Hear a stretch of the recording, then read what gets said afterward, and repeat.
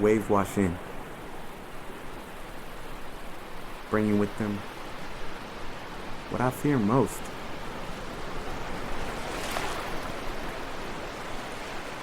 And washing away with everything that I know, taking it back to the sea. I feel something staring at me from the waters.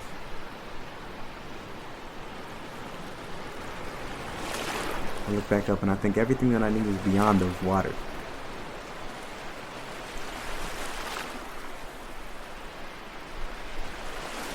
But I don't know how to swim.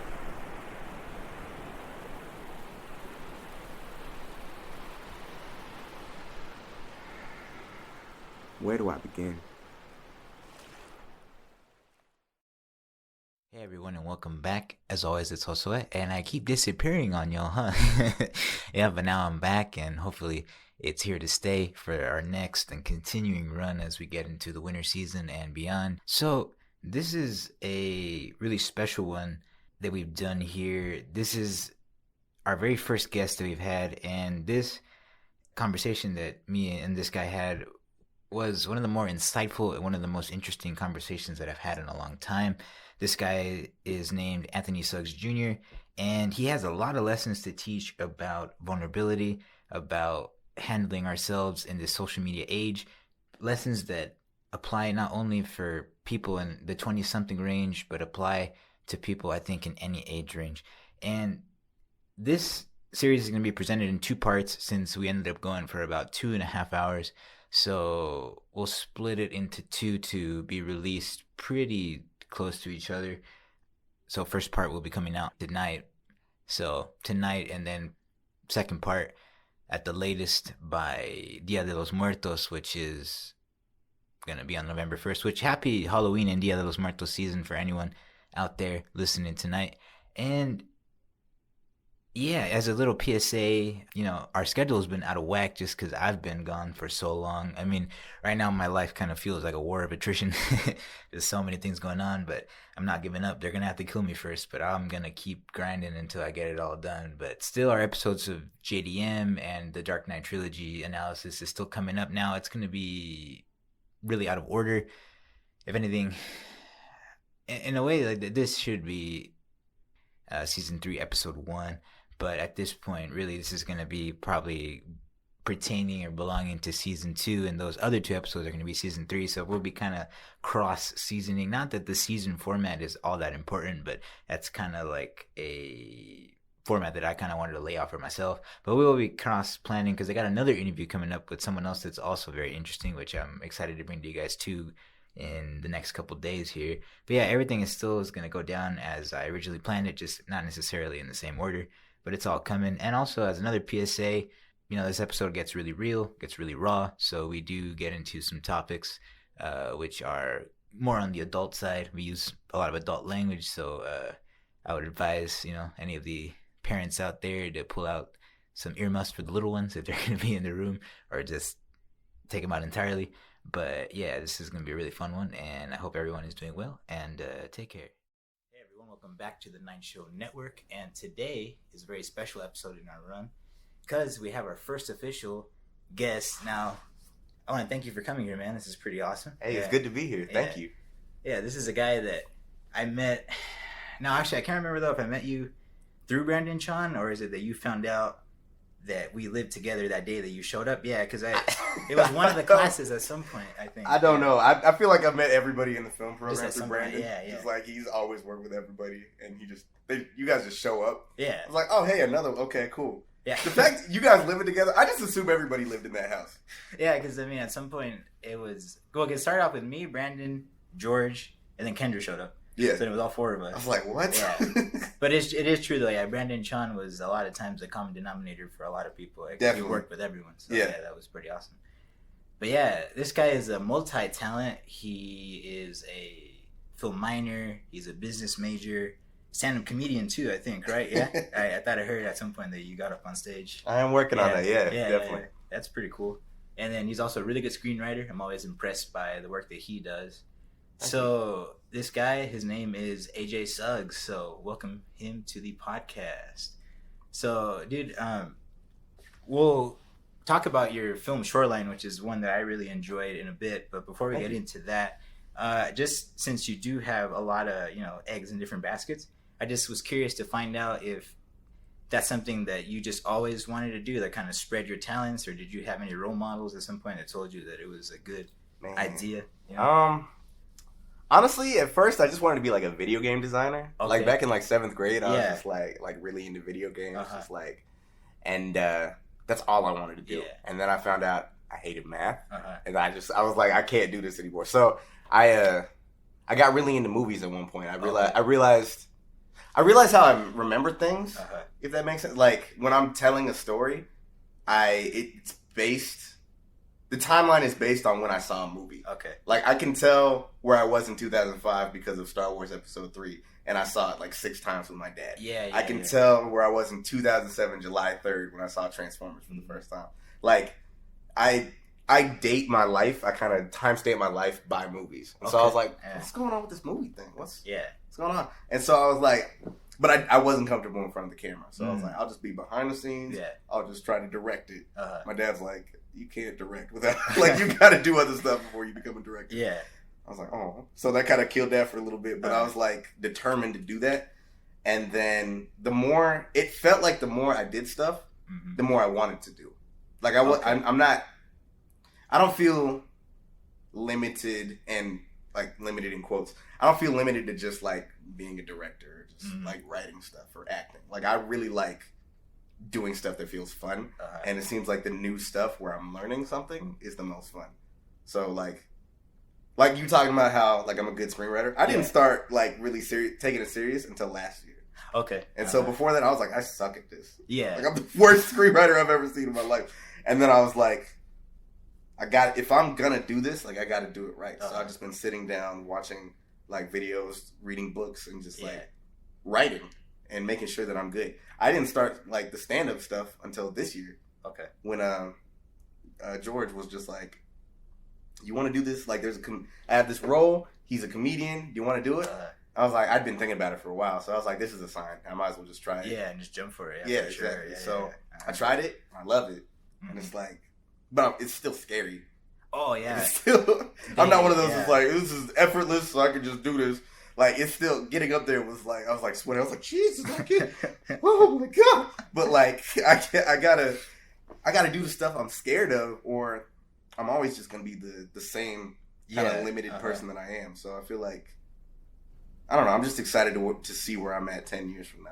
Oh yeah, for sure. You know? I mean, yeah, and like what you're saying is true. They always say you got to power through it, otherwise you'll never redefine your limits. So like, yeah, you got to keep growing. And like going back to what you were saying about the dating moments in your life with the movies, like I feel that to like a certain extent. I mean, I know there's a couple in movies that when I saw the first time, like they stuck with me. Like for sure, when I saw Drive for the first time, that's the one that stuck with me. And that's like my favorite movie, like overall. Right. So yeah, and then like oddly enough, when I saw Sweeney Todd for the first time, like that's something that stuck with me too. I don't know why. Typically, I'm not into musicals, but I mean, like that's something that just kind of stuck with me. I still haven't seen those. There's so many movies I still gotta see. It's a crazy movie because it's a musical, but then it's like super violent too because it's like I love that. Barber. Yeah, so it's a crazy one. Yeah. Cool. Yeah. And then talking about what you were saying with stand-up, you were saying like how it's a scary thing. Like they say that's like the only art form like where the audience will give you like immediate feedback. Like if you're bad, they'll laugh you off stage. If you're good, like they'll laugh at you, at you in a good way, I guess. Right. Yeah. Jerry Seinfeld was saying that like I think it's either a minute or every 15 seconds you're being judged, and there's no other medium that judges you like that fast in increments. Like you're just being judged constantly. Every joke, they're just like, is this really a guy that's funny? Yeah. Like you might be funny for a second, but it might not carry the whole 3 minutes, because you get like a 3-minute set or a 6-minute, or like a 15-minute or an hour. And so it's like, just imagining being judged for 15 seconds is like terrifying. Or like in 15-second interval, like constantly, is just terrifying to me. But I feel like I gotta go where the fear is at. Yeah. Like I gotta be cool with that. I gotta be cool with being judged if I'm gonna be a performer. You know? And you were talking about like what was my inspiration. It's like the inspiration. There's a lot of people that really, not a lot. There's a select few. There's Christopher Nolan. who's like a director, but he's a really good writer. Yeah, I remember you mentioned that in class actually, like when we were doing like the Le Menu thing. Yeah, Donald Glover is one of my heroes. Saved my life a couple times. Like music, comedy, writing, and just keeps doing stuff. Yeah, that's new. Like, yeah, no, he's awesome, man. Because he does, like you were saying, he does all of it. Yeah, and he's good at all of it too. Right. Yeah, so, exactly. So see, I want to be like right now. I'm doing it, but I want to be good at it. I don't want to just like do it and like I don't want to be like juggling a bunch of shit and just like failing at like all the plates fall and stuff. Like oh god, and everybody's like, we know it. We knew it was gonna happen. We just were waiting. Yeah. Like that's I want to be good. Yeah. You know? I want to be one of the best. Yeah. You know, and I think that's the goal that everybody should have. I think everybody should aim high. Yeah. As possible. Aim as like to the prime version of not like Optimus Prime, but like the prime version of yourself. You should aim at. Yeah. Otherwise, you're just gonna settle. Yeah. You know, I don't want to settle. Yeah. I mean, being Optimus Prime is pretty cool too, though. I would say. Bro, I would love to be that. Just turn into a truck constantly. Bro, you wouldn't even run on gas. You run on Energon. That would be amazing. Exactly. Yeah. Never have to go to the gas station. It'd be dope. I could Yeah. run everybody over. I probably wouldn't because I'm Optimus Prime. But Yeah. I mean, Be he's supposed fun. to save people. Yeah, if you're Yeah, you're an but- Autobot. I mean, you know. so much work, I bro. mean, You ever think Optimus Prime is just like, oh, do I have to save people? Like, I got to save the planet again? He's just like probably today I'll just be a Decepticon. Like, instead, God like, damn it. Why the fuck am I doing this? I hate this shit. Oh my god.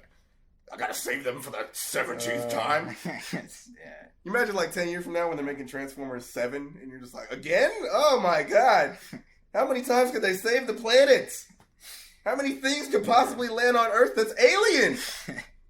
Oh my goodness. Yeah, that's true. Like, I mean, we're getting a little bit off track here, but it's like, if you think A about it, little bit. a little bit. I mean, I guess it's like since we only know Earth, but it's that it seems to be that all the bad shit happens to Earth in the movies. It's like they don't land like on Mercury; they always land on Earth. It's like the most important item to their entire race lands on Earth. Yeah. And then the giant evil robot lands on Earth too. Yeah. And then dinosaurs land on Earth too.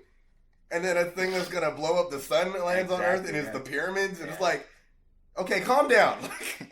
Like we didn't ask for this. Like no means no. We don't want this. Yeah. So yeah, I feel like we got on a big tangent. I'm sorry. Yeah, no, it's good. It's good. But talking about that though, how you were saying that you want to be good at it, you want to get to the point where you're working towards it. Do you have people in your life, which you don't have to name names, but do you have people in your life that are like kind of looking for you to fail? I guess, do you have like the haters? I know I have people that I know in mind who have been pretty like straightforward about the fact. I remember one time I told them like what I was going for film, and their answer was, "Oh, get in line," because like saying like you'll never do it. But I mean that only added fuel to the fire for me to keep going for it. But have you ever gotten that sort of like negative criticism, just like to your face? Or? I was thinking about this today. It's funny. Okay. When it comes to close family, I don't have anybody that's looking for me to fail. They're looking for me to be safe. Okay. If that makes sense.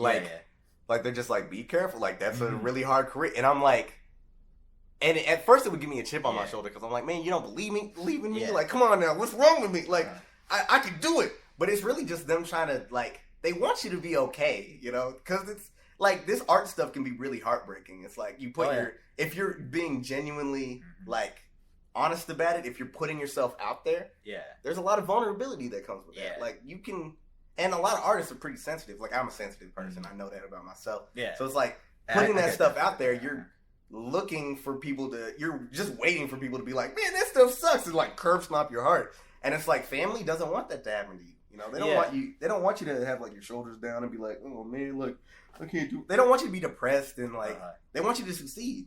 And other careers like being a plumber or being a business manager or being like, I don't know, being like a geologist. Like it's hard too, but at least there's like a set tangible career path. Yeah, like a security. They could be like, okay, 2 years he'll be here, 4 years he'll be here, 8 years he'll be here. He'll have his job then. Okay, do it. Like film, it's like you could be on top of the world one day and then totally in the dirt another day. Oh yeah, you know, sure. Not physically, but like mentally. I mean, you could be in the dirt physically too, like you could be dead, but like you definitely. It's just a lot more. There's a lot more variables that play into it, and it's very scary. There are people in my life that have taken advantage of me that have. I find people smile in my face and want stuff from me Uh-huh. and take advantage of me before they like hate. Oh, But like yeah. I think I've never had. Well, I'm trying to think about it. When I think of haters, I think of the people that are like laughing.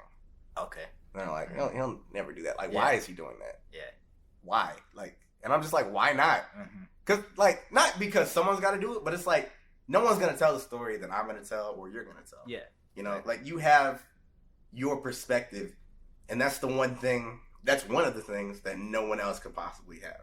Yeah. So you telling a story, us telling the same story is going to be totally different. Yeah. Because you're going to see different aspects than I'm going to see. Mm-hmm. You're going to pay attention to different things that I'm going to Yeah. pay attention to. Just as a director or as a writer, like even when we're writing the same script, it's going to have different details. Like you might think about the wall more or think about like a twitch in somebody's eye more. Yeah. You know? Yeah. It's like, I don't know. I've never had, I want to say never, but I just don't think about like haters or anything. Yeah. I think we all want to have, like secretly want to have haters. Haters. I guess that would mean like you're actually going against the grain. Yeah. Yeah. I think the reality is that a lot of people just don't care.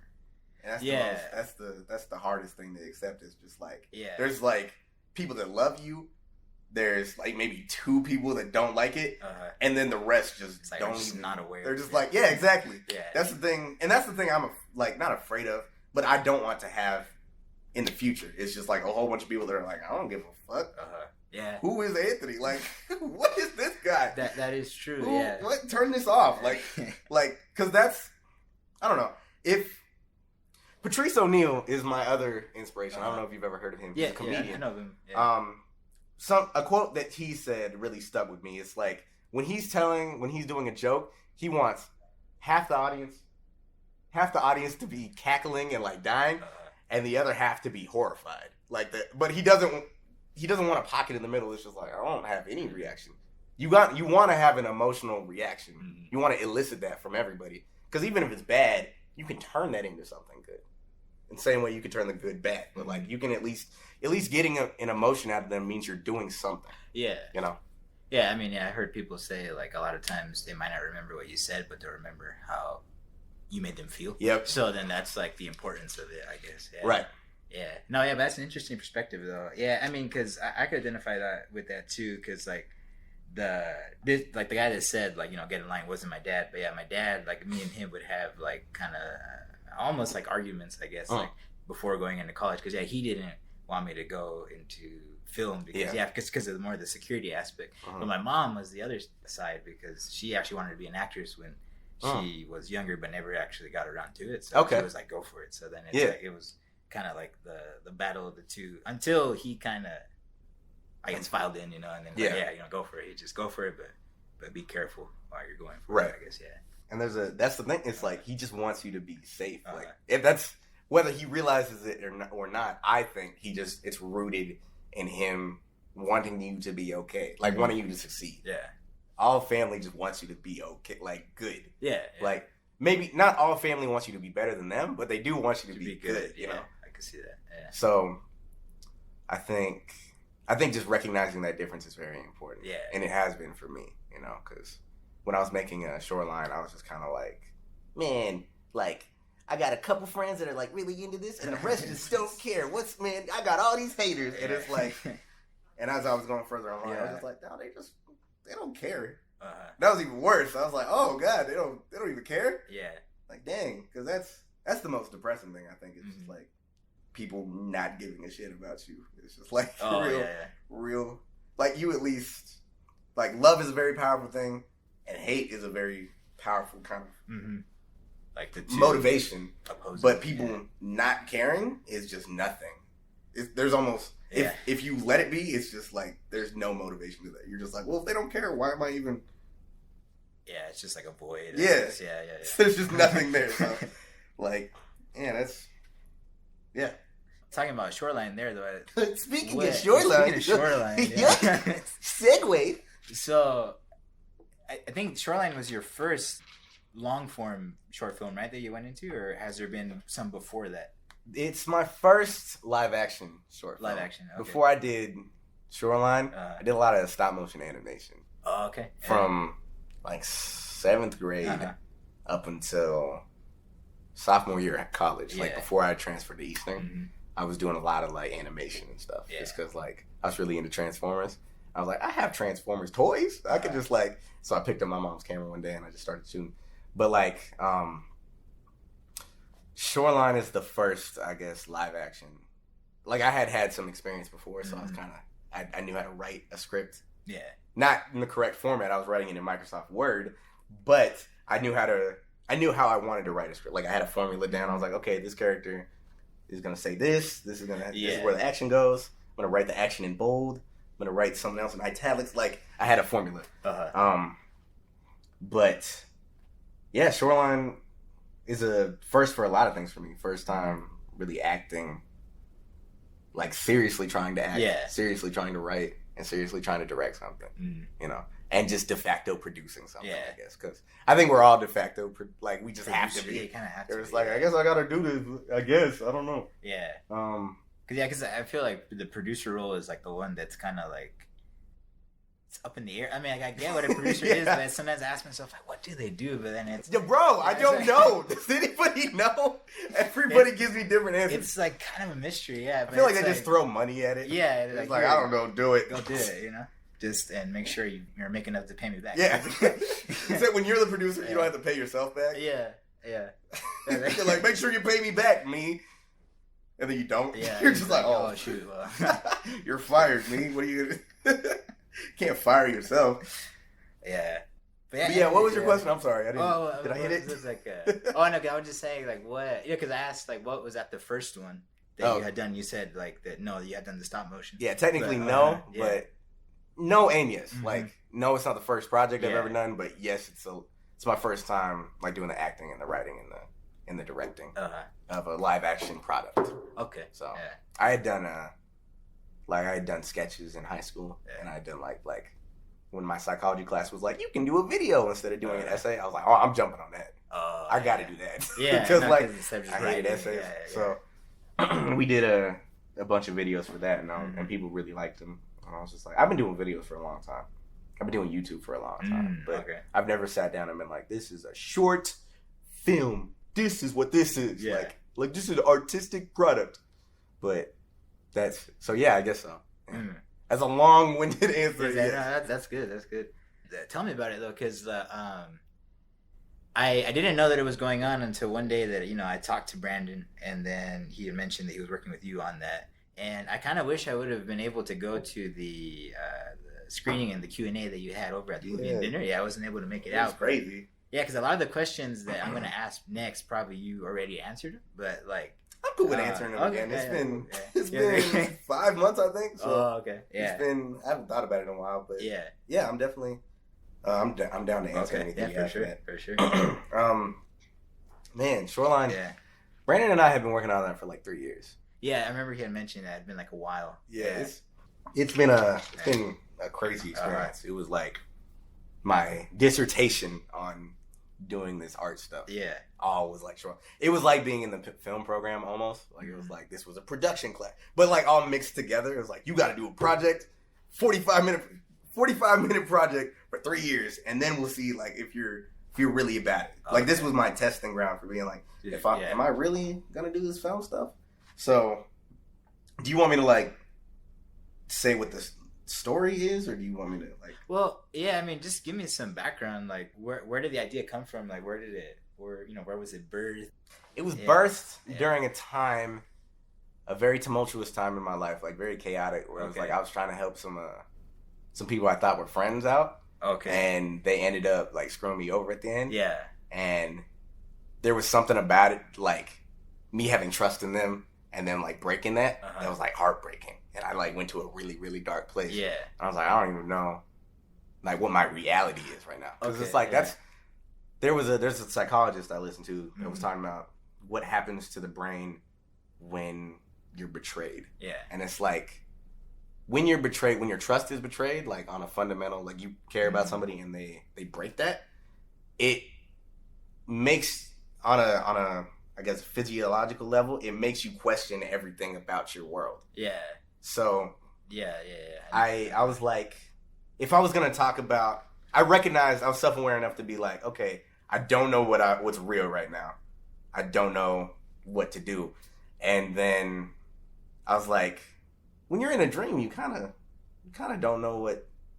I don't know. You don't know either. And I was watching a movie called Waking Life, which was like this character that was like walking. He would go to sleep and he'd wake up in his dreams, and it would be this weird kind of psychedelic world. And he would just talk to these interesting characters. He just talk to a whole bunch of like this dude that like sets himself on fire. This dude that's like, there's just so many weird characters, and I was like, this is a cool movie. I really like this.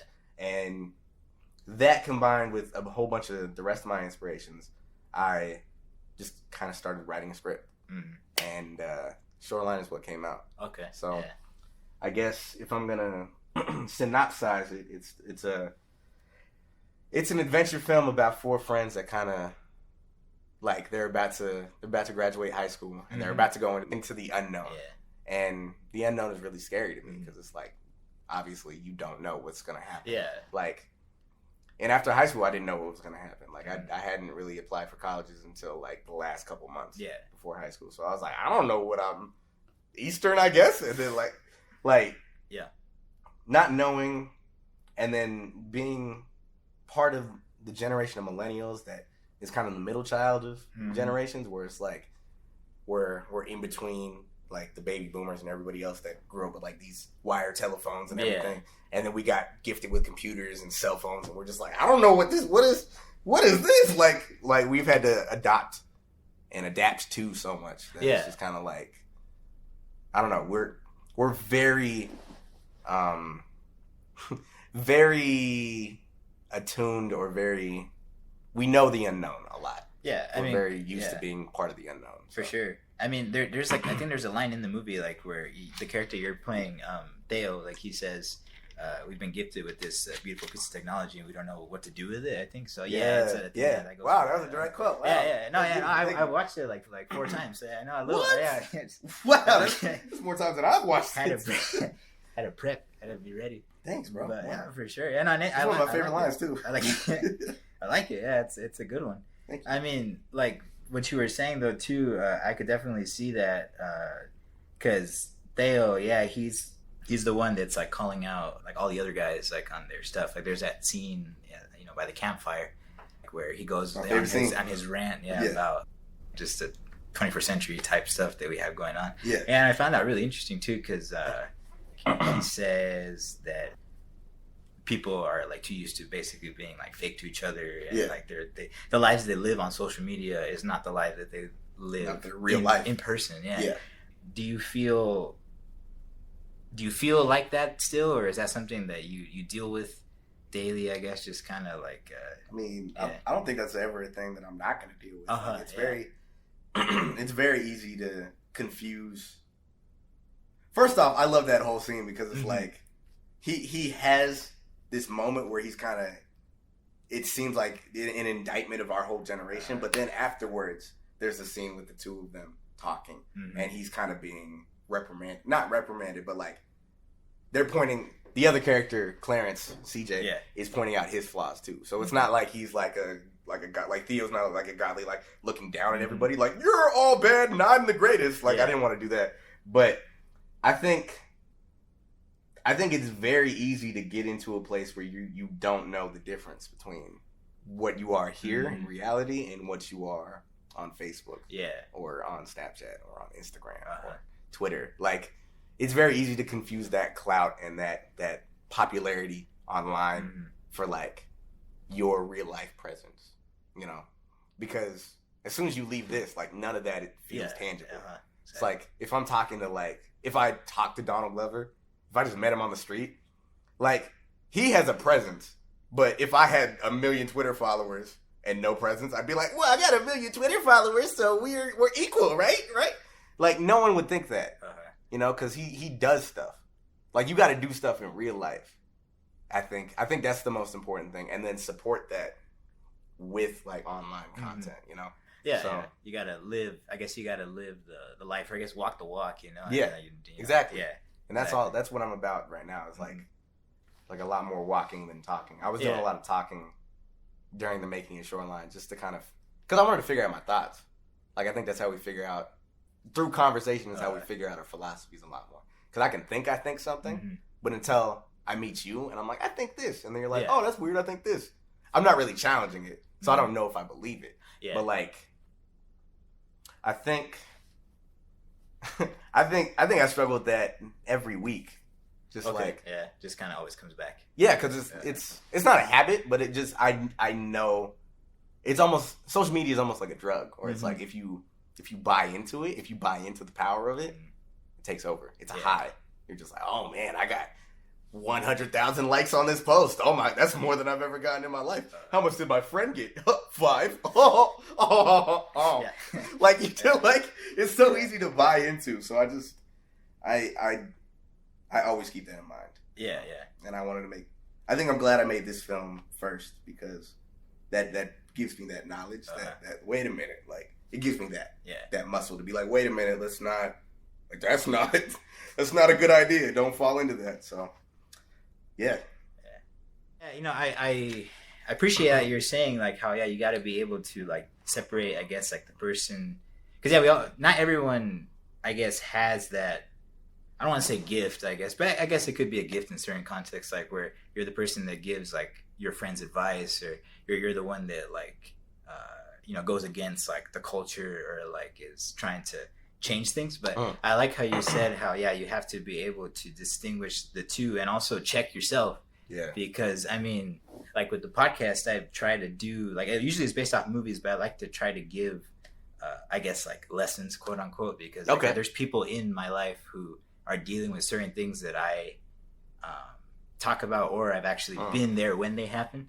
But yeah, it's good to be able to realize, you're obviously you're human too, and you have to approach it with that idea that you're trying to help people, but a lot of times those issues are some stuff that you're dealing with yourself. Yeah, there's definitely people who have that, like, you can do it type personality, but in reality, like the life that they live, they're not the same person. Right. Yeah. Or they think like they're perfect. I mean, like just today, I overfilled the dishwasher, and it just got like, it just, the soap is all over the place. So we kind of, it's like, oh shoot, that knocked my confidence a little bit. Before you do anything in the in the house, you're already like, damn, I'm the worst. It's like, fuck. That's actually perfect, because when I was in like coming out of high school, I was like, man, I'm doing really great. Like I got like a good social media presence. I didn't know that's what it was at the time, but I was like, I got a good social media presence. Yeah. I feel good in real life. I'm doing what I need to do. What's the thing? And I was like stuff was happening in the news, like a lot of death was happening in certain communities, and a lot of just like traumatic, like world-ending stuff seemed to be happening, and it seemed like nobody online was caring, and I was just like, how dare you guys not care about all these things that I care about, because I care about them. How dare you? And I was making posts about that, and it felt, looking back, it feels really self-righteous instead of actually like helpful. Doing the work, it doesn't feel productive. It just feels like me pointing down at other people to make myself feel better.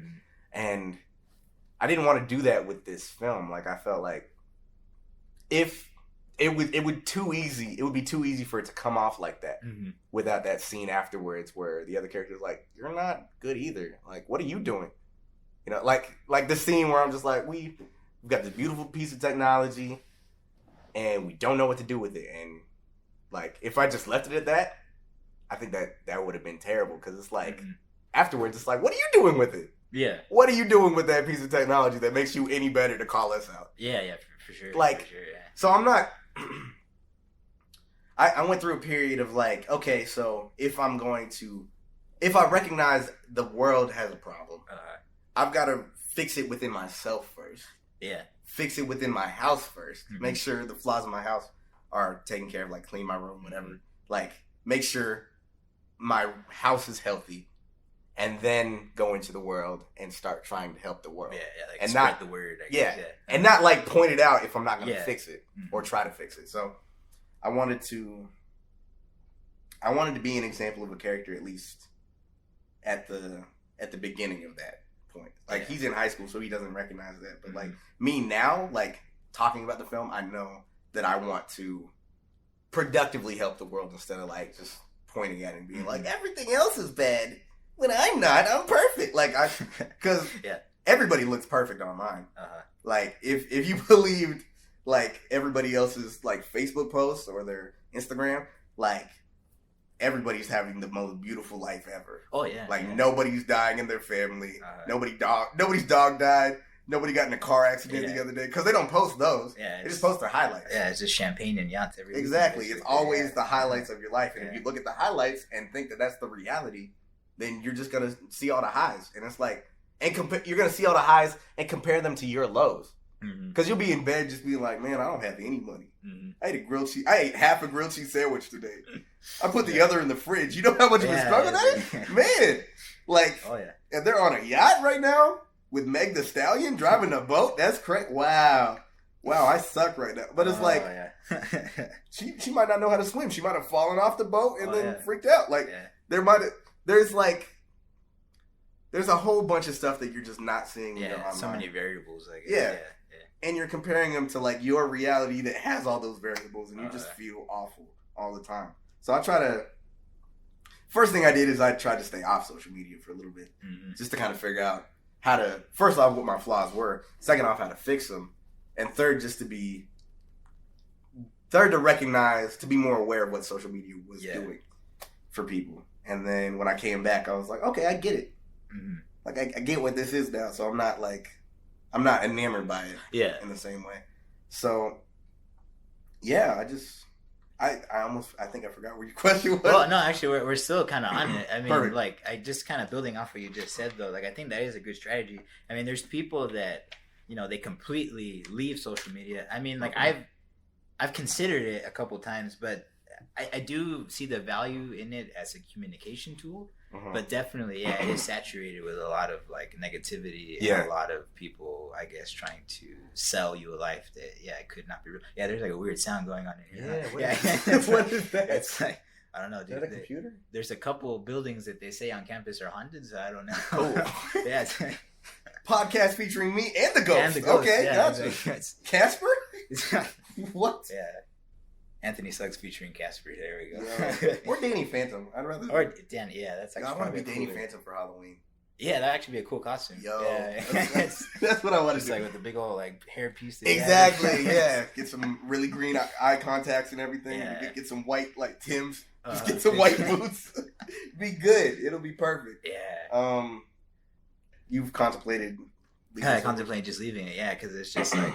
And then the fact that it's kind of a big time waster. Like sometimes I've noticed, like I wanted to do something, then I hopped on Facebook or Instagram, and then like an hour later, and it's like what happened? How did I it's like I wanted to do this, and now I ran out of time. But it's like I totally see the value in communication, and then you reconnect with people sometimes that you have been disconnected from for like a long time. Right. So it's like it's a double-edged sword, I guess. It's like valuable, and it's sort of detrimental at the same time. There's a lot of value in it. I think just trying to get rid of it entirely was doing more damage to me than I thought it was helping. Like, and I think a bunch of people go through this period where they're just like, you know what? I'm done with social media. I'm deactivating my Facebook. I'm not going on Snap. I'm uninstalling all the apps.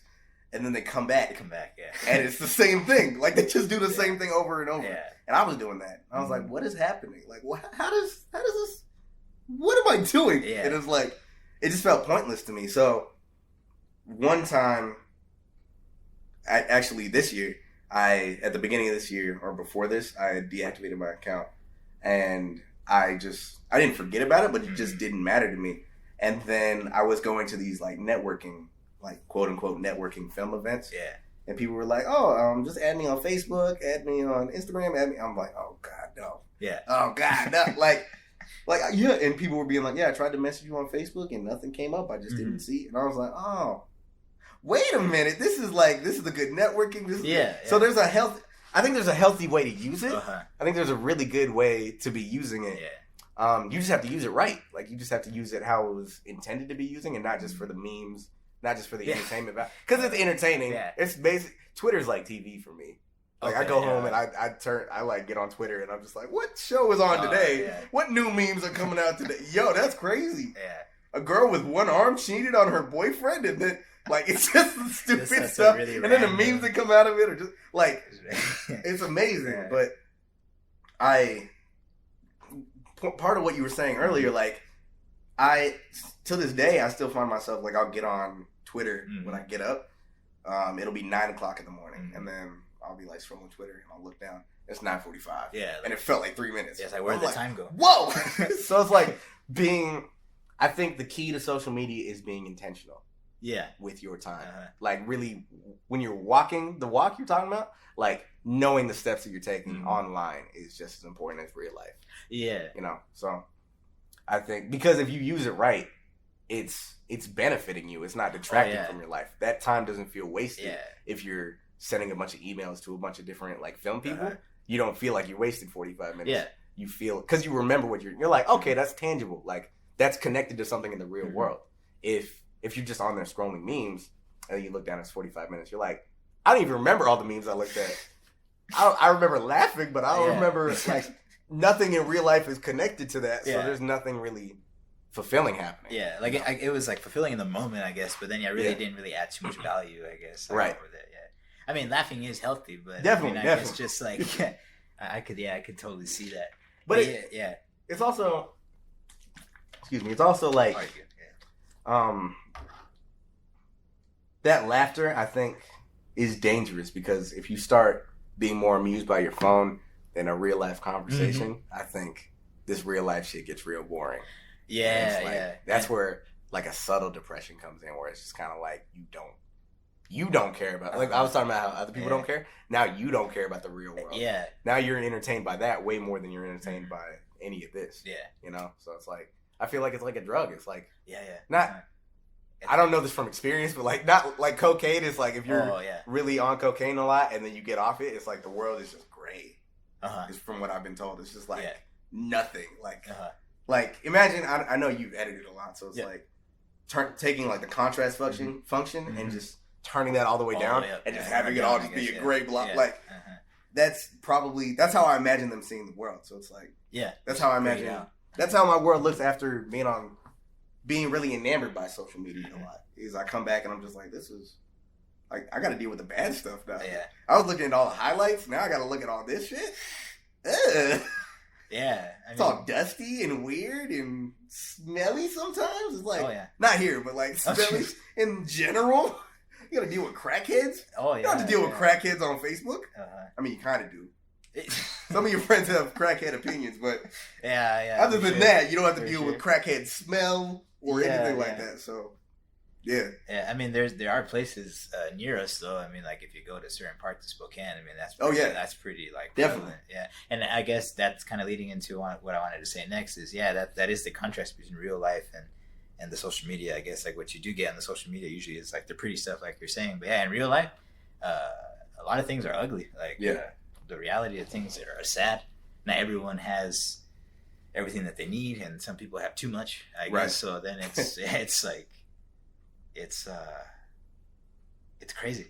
It's crazy. It is. Yeah. And that's part of why I called it Shoreline. Like I feel like our generation is fundamentally a shoreline. Like what a shoreline is, if you think about it, is it's the border between the land that we know and that we're comfortable with, that we can kind of stand on, and the water. And you can't see underneath the water. There's a whole bunch of unknown variables and stuff. But it looks good. It looks really nice. You can kind of swim on it and everything. Like, I saw social media as this big, deep, just lake of water that you can't really comprehend, and you can drown in it. You can swim in it, but you get tired enough, you'll drown in it and shit like that. Like, we're just on this edge of just like understanding, and the water represented more to me than just the web, but that was one layer of it. I wanted to make something that was multi-layered. Yeah. Christopher Nolan always made stuff makes stuff that's multi-layered. Yeah. So that was one layer of it. Yeah. There's just so many different ways that like the water was this unknown future to me, and I was just on this like land. Yeah. I was just like, I gotta go out there eventually. I gotta go see if I can swim, but it would be helpful if I knew how to swim, But like, you just don't know. And our whole generation is just like very anxious.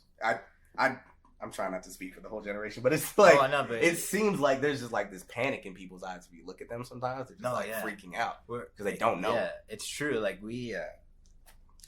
I feel like a large part of our generation is very anxious about the future. Yeah. They're anxious about even stuff like relationships. There's like Right. it's a difficult one now Yeah. because there's like I mean I don't want to make this episode about that, but I mean I guess it's just like Okay, yeah, it's like Optimus Prime again. Go back, hit the Optimus Prime button. Yeah, but it is something that people I think are very like afraid of. Like they're afraid to say I love you, or they're afraid to or when they do, they just don't.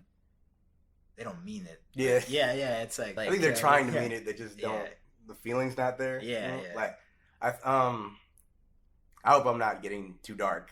No, okay. You go as dark as you want, man. Perfect. Yeah. Well, speaking of dark, do you remember when Korea and America almost got in World War III? Like 5 times in the past 3 years? Yeah. You remember that? We all thought we were gonna die 5 times. That's where I was like, that type of shit will make you anxious constantly. Like if that becomes a habit, and it's just like you see people dying, like police brutality was the thing that really got me to make this. The war with North Korea almost breaking out a bunch. Mm-hmm. Like that shit made me like, yo, I don't know if I'll ever. Like, what's the future? If I'm gonna make a film, it's got to be important to me. It's got to be. It's got to mean and something. the anxiety about the future is something I wanted to work in there. Yeah. So that's like it just freaked me out. That's why the character at the beginning is like, I don't know how to swim, because it's like I wanted to start with the side of like a character looking out to the water, because it's like usually the water is supposed to be really serene, really, really calming. But for somebody that doesn't know how to swim, like that's just death. Mm-hmm. That's just like you dying right there. Yeah. Like you can dip your toe in it, but like if you fall in it wrong and you're just at a wrong pocket, you die. Yeah. So it's like, and I didn't know how to swim for a really long time. As a kid, I almost drowned in the water. Okay. And so I could see, I guess, like the relation. I was kind of wondering, because sorry if I'm interrupting you, No, you're but good. it just like I wanted to say that the whole thing about like our relation or generation being a shoreline, that is really profound. That's probably one of the most profound things I've heard in a while. Thank you. And like just Wow. like that connects to, I think what Dale was saying at the beginning, where I think he says, wave wash in with everything that I fear most, right? Yeah. So it's like the fears of the generation coming in. But like I kind of wondered, what the theme of the water meant, but it makes sense, that it's like the fears, and then you're throwing in like your personal experience with actually almost drowning. Yeah. Because water, it's like it's one of those multifaceted symbols, because it's like it's life, but it's also death. Yeah. Yeah. So that's A lot interesting. of a lot of psychologists see it as as the unconscious too, okay, like a dream world. So that kind of plays into. I don't want to get it too much into it, but Well, I mean, is that where the mermaids come in though? Because actually, that was something else that I was kind of wondering. Because it's like I was trying to hide Lake. that. It's Mermaid Lake. So yes. I did want there to be a fantastical quality of it. Yeah. I did want there to be. I didn't want there to just be like fish at the bottom, Uh-huh. because, and we'll get into that probably too. But I wanted there to be something almost mystical. One mystical element about the lake itself. Yeah. And the that makes you want to look underneath and see if it's really there. That like you just don't know. Is there really a mermaid there? Is there, or is it just called that? Like something about that just felt kind of mysterious to me, and I liked having a question in people's mind. Yeah. And then kind of answering it at the end, and then kind of flipping it on its head, and you're just like, oh my god, like I wanted to have that moment. There's the Mermaid Lake originally. The funny thing is, it just came from like I was talking to girls a lot. I was doing a lot of talking to girls, and working the game. yeah, or the game was working me, because I was losing a lot. I wasn't doing. That's how it is. And man. That's how it is.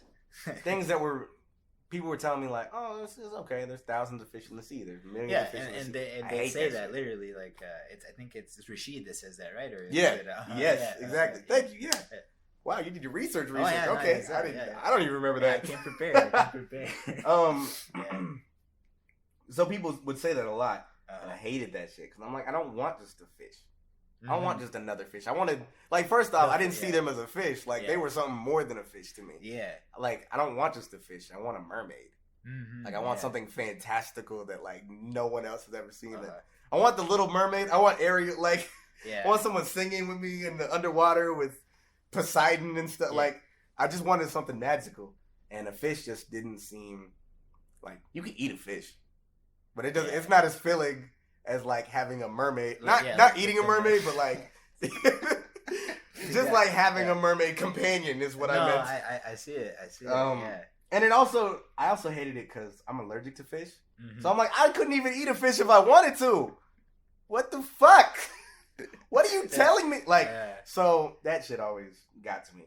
And so I wanted to do something. It came from wanting to do something with that originally. And just having a lake that's been fished out completely. And it's like, but there's still something there. Yeah. No, that's that you can't get rid of. Like, there's still a life force in the unknown that you can. As much as you fish it out, like, you can't get rid of it. And that plays into the fisherman's character and stuff like that. So yeah, because he says, well, because Theo says, like, there's no fish in the lake, and then he says, because it had to do with the seaweed, because he was using seaweed as the bait, and then Theo was like, well, I don't think you're gonna catch any normal fish with that. But then the fisherman's like, stop trying to catch normal fish. He's like, hella gravelly, stop trying to catch normal fish. Just like, yo, that's that. First off, that's my favorite scene. That might be that and the campfire scene are my two favorite parts because that first scene, without that first scene getting done, I wouldn't have done the rest of the movie. Like, I drove to Bellingham with my friend Tiernan. I don't know if you've ever met him. I don't think so, actually. He's a friend with Brandon too. Okay, but we drove to Bellingham.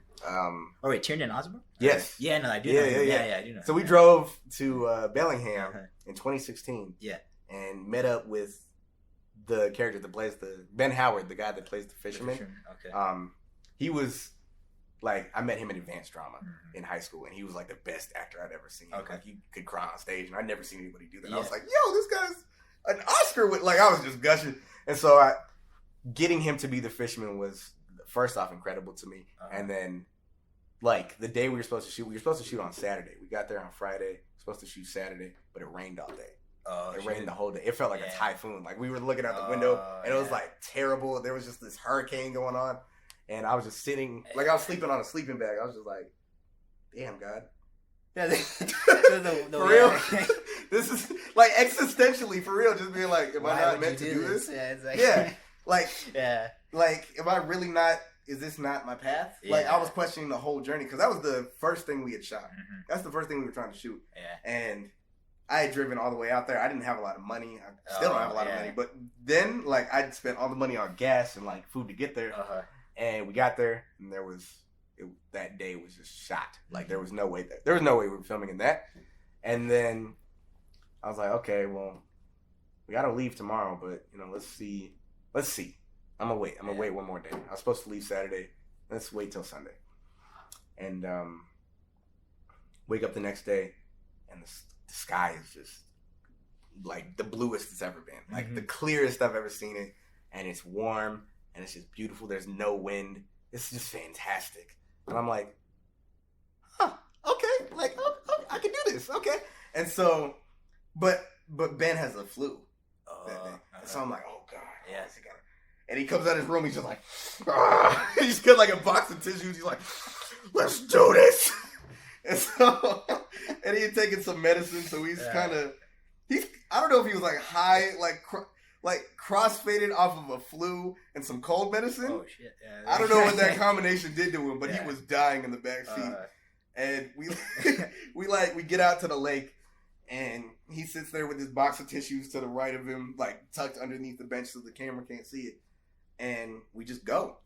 We just keep going.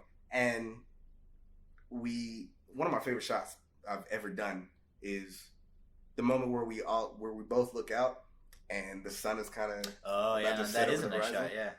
That's the most beautiful thing I've ever. That was a shot that I was like, I would play it on my computer constantly, just because I was like, okay, this could be done. Like, I can do this, because everything that led up to that moment was just hardship and just like not knowing if this is gonna work out, and then everything lined up perfectly. Like, it was synchronized. Like, the sun was setting, but it didn't set too much that it was like bothering the camera. Yeah.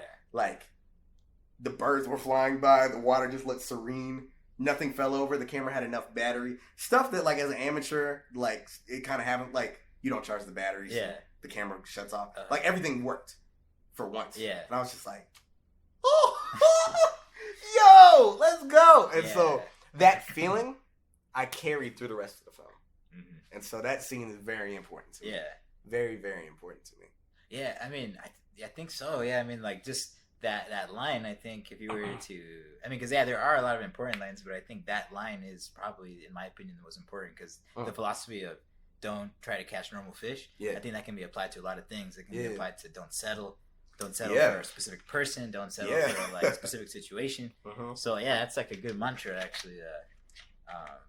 I don't know, like, when you wrote that, did you feel like maybe that's, like, the one? That's, like, the line? Or did... There's never, at least not yet, there hasn't been something... Like that moment where you're like... There's never been something that I'm like, that's the line. That's actually been the line. Like, that was just a one-off. That line, when I wrote it, I was just like, hey, he's probably just got to say that. Yeah. But then it just, like, carried through my journey of making the film. Like, there's always... For me, there's always the intended layer of meaning, and I can have multiple layers. But luckily, there's always been something else that carries underneath it. Yeah. That I don't understand yet. Yeah. You know, that's... Like, I'll write something, and then it'll start to be more profound as I go on. I'm like, oh. Yeah, because, I mean... Oh! Yeah. It's like as I go on. So, nothing that I've ever been like, that's the thing, has ever been the thing. Yeah, for sure. I don't know if you've ever felt like that, but like... No, yeah, I think so, yeah. I mean, because, like, there's always, the theme that you want to portray, and then there's subtext, but then there's the thing, which I know some of our professors have mentioned it, where it's like, you had a specific intention for it, but then the audience received it, and they gave their own meaning to it. Yeah. Which that's something that you can't control, I guess. So, I think that's how it always is. You got to be okay with that. Yeah, so, like, I was talking to one of the teachers here, actually. Because he had watched the film a couple weeks ago, and he didn't like it because he was like, I thought it was being a little pretentious. Like, like, why did you call the main character Theo? Was that because, like, he was supposed to be a stand-in for God? I was like, what do you mean? He's like, Theo, like, theology, like... Okay. And I did that, too. I was like, oh, what? No, I didn't... Yeah. He was supposed to be, like that was a name, because I couldn't think of any names. I thought of my favorite character from the Bill Cosby Show. Yeah. So I was like Theo is Bill Cosby's son in that. And he was like, oh, and he just started laughing. Like, I was like, oh, okay. Yeah. That was just weird to me. And it's another way that I was just like, okay, you can't control how other people are going to think about it. And you got to be cool with that. Like, it meant something to me. Yeah. And that was good enough. But if anybody else connects with it, if even one person connects with it, I'm cool with it. That's a success for me. Yeah. If someone's like, yo, that's what I needed, cool. Yeah, I mean, I think, that's a good point to make, because even, like, if your work only reaches one person, but then that person might spread it to someone else, and they might spread it to someone else, so then it's like, your outreach, it's still got out there. Yeah. So like, like, it means it's almost therapeutic for me. So for me, I'm like, it satisfies me where I'm like, I feel successful, and you've got to, something that I heard from Donald Glover is that you've got to define success early in the product. So for me, success was like answering my own questions by the end of it. Like setting out with a question and having the answer by the end of it. That's a success for me. So it's like, with this, it's like, who am I? I don't know what I'm doing. Yeah. What is my place in this? And by the end, I kind of figured out a little bit more of that. I'm like, okay, yeah, I'm cool with this. Yeah. So I'm cool.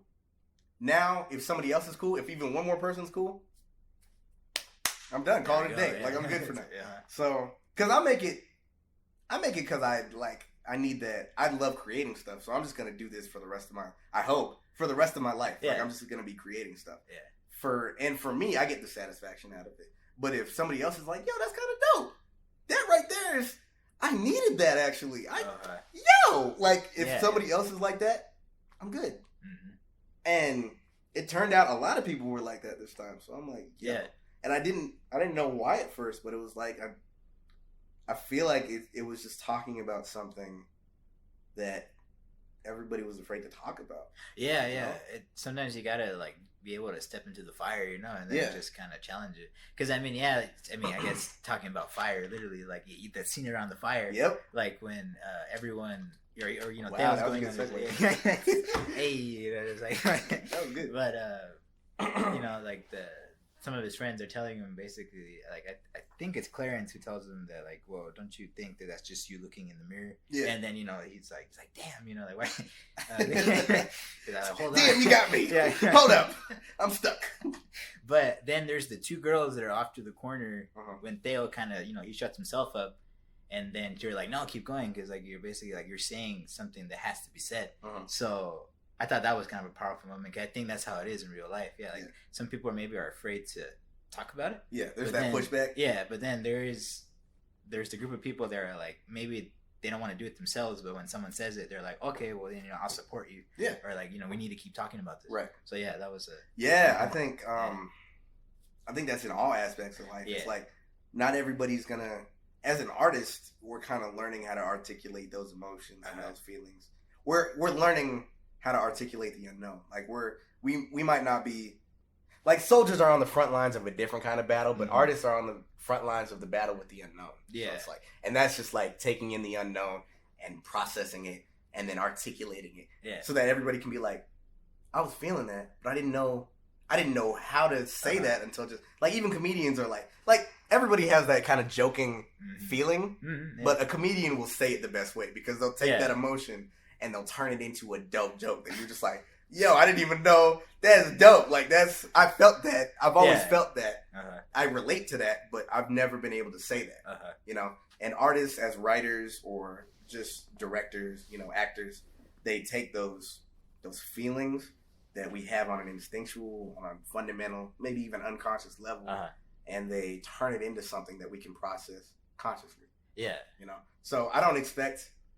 I didn't mean it. Like I didn't mean for that scene to kind of turn out like that, but I like it even more now that you mentioned it because I don't expect everybody to be able to say the same things that I can say, but I know there's going to be people that feel that. Yeah.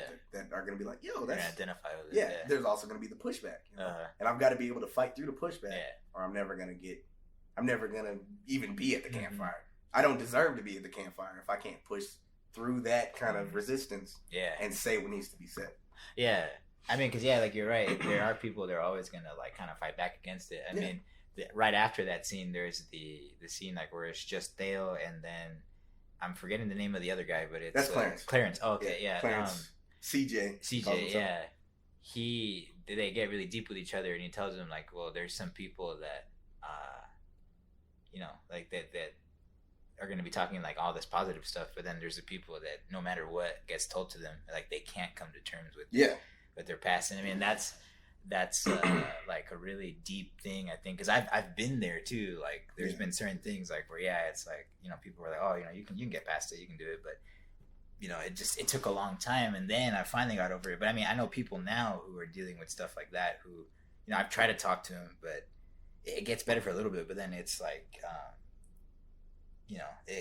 they go back into the same habits, or they try to cover it. Progress. Yeah, really. Yeah. Or they try to cover it, like he says. I'm going to cover it with my drugs, my alcohol, my bitches, with my weed, my bitches. Yeah. Like yo, yeah, man. Yeah, that's